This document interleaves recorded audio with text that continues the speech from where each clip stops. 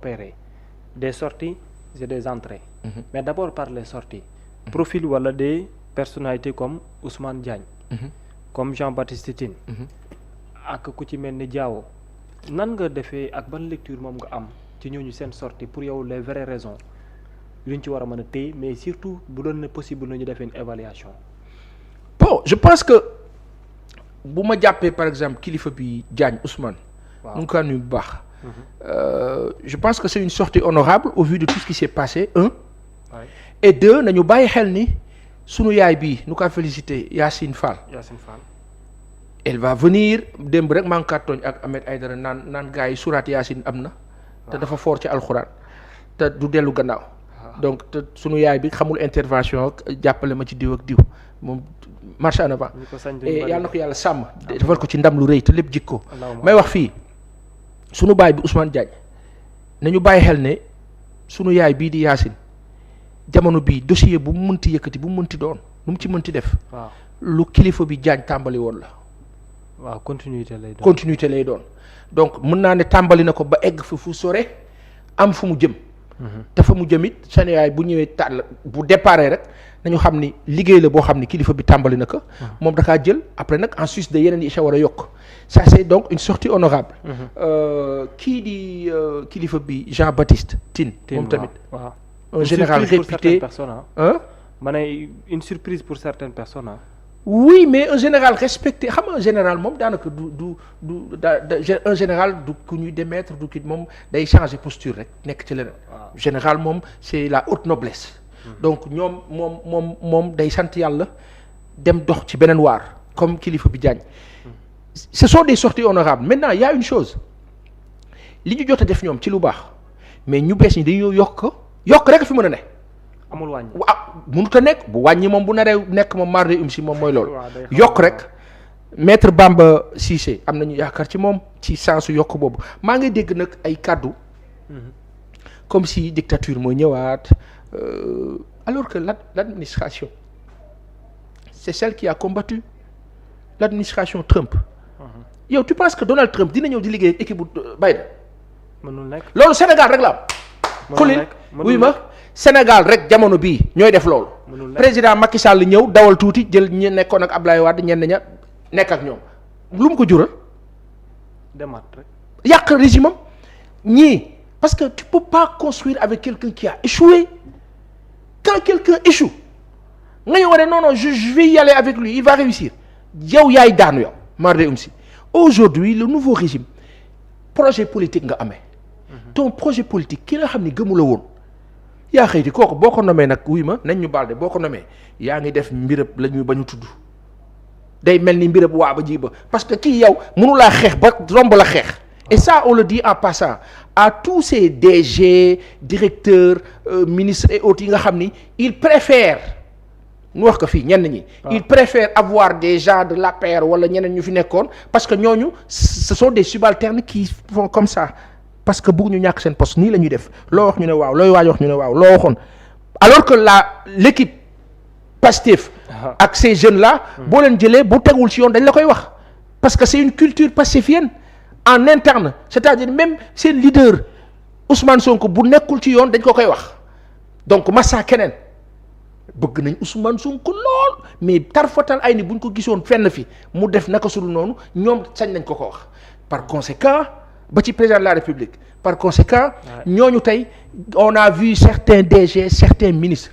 nañu bàyyi accointance bi ak ñi leen doon xeex démb mënuloo waa ji xeex la rey boppam def lu ne pour nga bañ a toog nga toog ba pare naan bala ma dee ñuy wax réconciliation dara dafay xew ba ñu réconcilier ay nit yu tooñ ay nit bokkul ak xeex boo xam da ngeen ko programmer di ko xeex ay nit bu ñu la tooñee loolu mbirëb yoon la na ko yoon gérer mais doo dem fekk ñooñu naan non dans le but de déedéet yaa ngi jaxase lu bokkul après lu muy jur échec total lay jur moo tax nguur gi nu wax ko fii wax na ma ko sànq nu waxaat ko fii moytu leen DG yeeg ministres yi seen gars yi di leen jox ay café di leen ko defaral ci bureau yi machine à café fi mu am ci café la moytu leen loolu moytu leen saay enjeu yi dafa kawe te tubaab du ñëw mu dal suñu kaw ci nit ku ñuul lay jaar comme ñun enjeu yi dafa kawe la France dafa toll ci jafe-jafe boo xam ne li ko teg mooy li muy dund Afrique actuellement moo leen indil seen crise bi yëpp.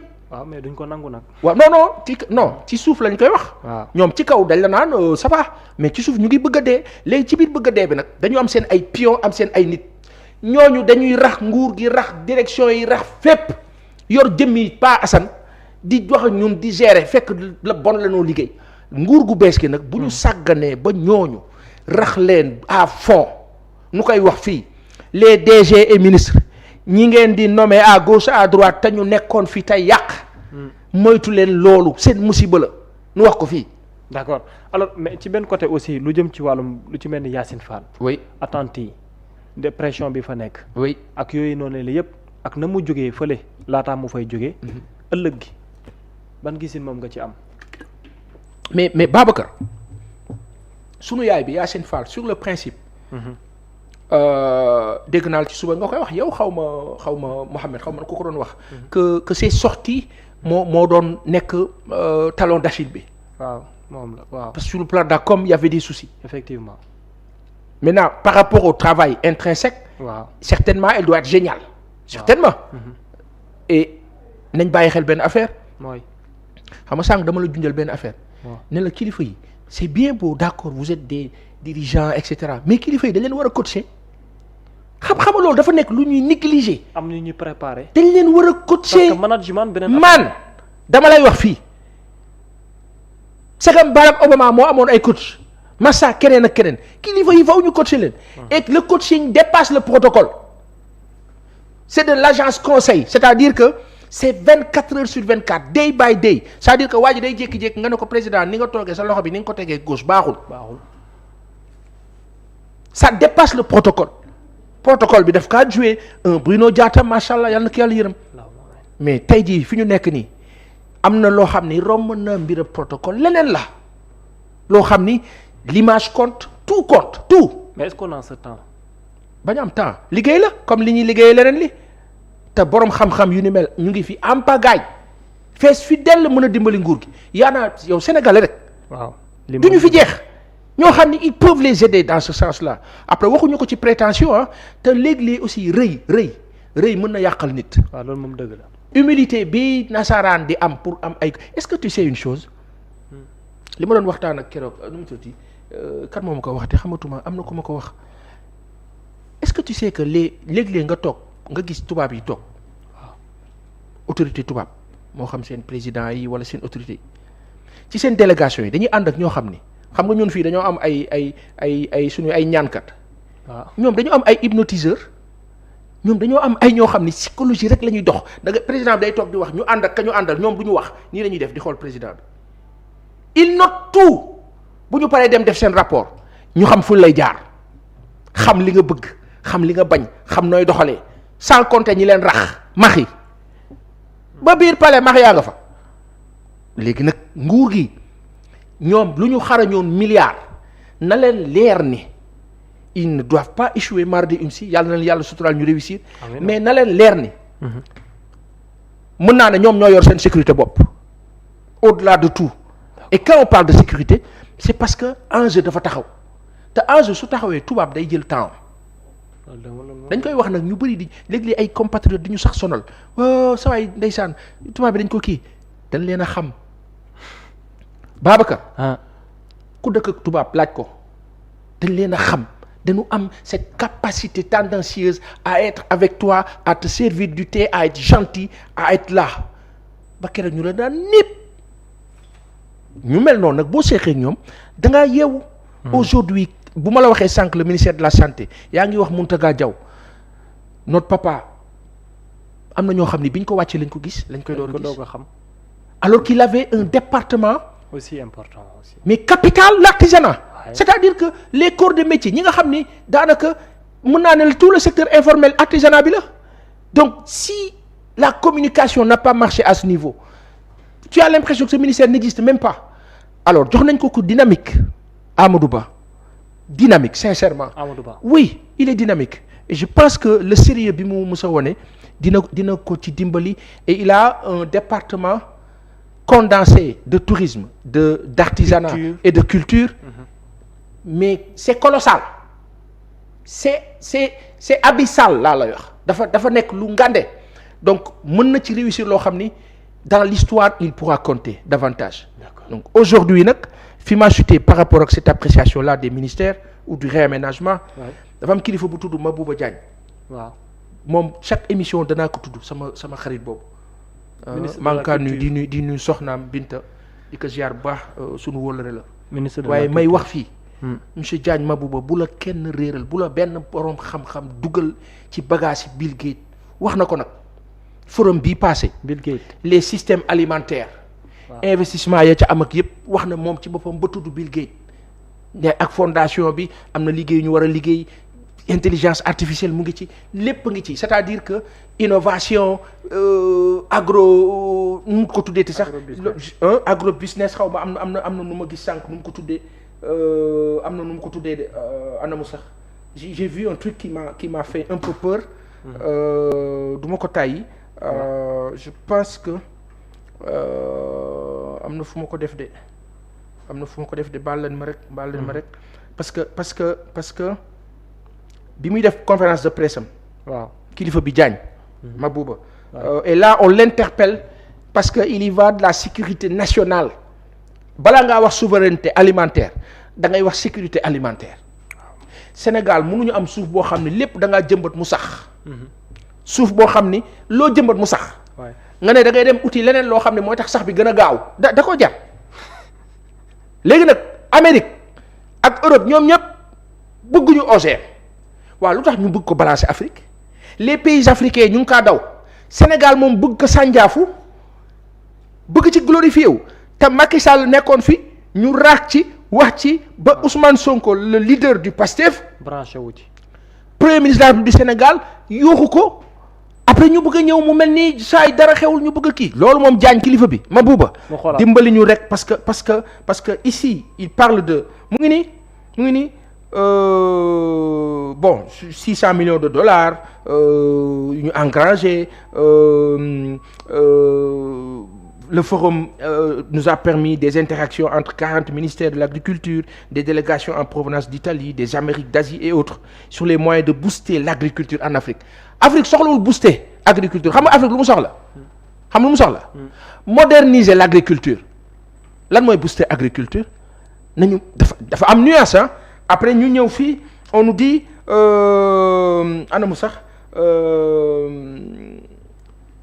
waaw mu ngi nii booster l'agriculture en Afrique nous avons signé aussi des conventions de partenariat qui nous ont permis d'amener le solaire plutôt l'irrigation avec des pompes solaires au cœur des activités avec le goutte à goutte des serres des pivots et de créer des conventions de partenariat autour des agri-innovations agri-innovation mooy danger bi semence hybride OGM ak la ca des ça fait peur boroom xam-xam yi ñuy waxal yépp ñu ngi ñuy alerter. D'accord. soo ñëwee ba fii après ma terminer foofu qu'est-ce qu'il dit en parlant d'agro-innovation il parle de discussions ayant existé avec Mastercard Foundation et Bill Gates Foundation dans cette voie avec Bill Gates c'est le ministre qui parle. Ouais. Avec Bill Gates Foundation nous voulons co-investir yow Bill Gates mi yor ay milliards am di la ko jox looy co-investir ak moom nous voulons co-investir massivement pour accompagner l'élevage surtout la production de lait l'amélioration génétique l'amélioration de la santé animale et la maîtrise parfaite de l'alimentation du bétail lii xam nga nu mu tudd poison maanaam posé ne lépp toog ngay war a dépendre ci Bill Gates pour say avenir ay génération à venir what does it mean loolu moom kilifa bi Diagne Mabouba nu wax ko fii nu baat sa kaw dan kaa saliru sa kaw nit nag loo ànd ak moom dëgg OGM baaxul semence yi ñoo tuddee hybride ak ya ca des parce que saway loo xam ni day sax naturellement tubaab yëpp di daw ci bio ñun Afrique ñu bëgg ñu dawloo ci lu dul bio Ismaël Lo këram manka nuyu na ma baal boo demee ay niveau la ko def macha allah il mange bio këram la def lépp en dehors de verger la ca des kilifa bi baal ma catuma la macha allah est-ce que comprendre nga. adduna bi nekk fenn fii tubaab bi jëm fa yow nga ne da ngay co-investir luy co-investir yow kii ñëw di la jox Mabouba kilifa bi nga baal ñu rek mais fu nu toog daanu ko wax te yàlla rek tax. bu yëboo Sénégalais yëpp xam ko. nous sommes en danger avec cette histoire là si l'État du Sénégal saggan ba ne day liggéey ak Bill Gates ci affaire bi déjà qu'on leur a permis de s'installer loo xam ne Macky Sall defu ko woon su ko nguur bi defee nous sommes en danger on le dit ici. d'accord n'a déplaise nag. d'accord alors bu mu maître Bamba Cissé ñu terminer foofu. oui ministre de l'intérieur compte tenu de la situation sécuritaire bi nga xamante ne jàpp nañ ne peut-être ay jéego jot na ci am mais la réorganisation ak li premier ministre waxoon au sein de la police cette formation là ak réaménagement gi ñu ci doon xaarandi yëpp arrivé et éventuellement aussi des changements dans le code électoral wala organisation d'élection avec le temps nan nga gisee moom tamit profil boobu. on croise les doigts je pense que on n'a pas envie de dire xam nga nit kenn ko xam mais on n'a pas envie de dire aussi lu nu leerul mais ci gis-gis ak appréciation ak appréhension aussi ni ñoo gisee maître Bamba Cissé enfin ma waxal sama bopp. waaw am na ma yaakaar wax dëgg yàlla am na ma yaakaar am na ma yaakaar bu baax boo xam ni maa ngi ko teg rek ci principe ak vertu yi mu incarné jusqu'ici après est-ce qu'il va devenir une autre personne. J'espère que non, il va rester la même personne, loyal certes à l'endroit de camp bi mu nekk, mais honnête et dont la propension mu ngi jëm ci bonne mœurs vertu yi ñu ko xamee quoi. Par rapport à la modernisation de la police, de la sécurité publique dans son ensemble, c'est capital. Gis nga lu ñu fi lijjanti te mettre ñu policiers yi ak gendarmes yi dans de bonnes conditions et dispositions de travail. des équipements modernes. mettre leen à l'aise jox leen ay équipements modernes jox leen ay caméras ñu takk ko ku ñuy bindal contravention mu leer nañ ñëpp gis li ñu lay bindal nga dem fay dootul am neexal dootul am leneen mais tamit lu amul neexal lu ne tolluwaay ba ak gëdd ba pour que ñu respecter leen davantage nañ leen jox ay salaires yu décent yu correct nga xam ne que bu ñuy nekk c'est-à-dire que li tax ñu naan policiers dañ tàng xol ak dañu kii mais parce que conditions yi ñu leen di teg la. mais yow nit boo ko xiifalee ba mu xiif sawaay pour mu calme nii calm down nii dana jafe de. loo ko teg kay moom lu mu la ci bul sonn. donc léegi nag yow nga jël policier teg ko ci mbedd mi mu taxaw fa tàngaay beeg lu ne kii que ak Pa Assane jóge fële coowam lu bëri di ko jaay maana day dal ci kawam. donc faut que ñu delluwaat ci sacerdoce valoriser le mythe enseignant le mythe médecin le mythe soldat. défense. sécurité publique. Policier gendarmerie. C'est-à-dire pour que Sénégalais bi ci boppam le citoyen. sentiraat la droiture sentiraat la discipline sentiraat l'autorité. le mythe de l'État gën a grandir.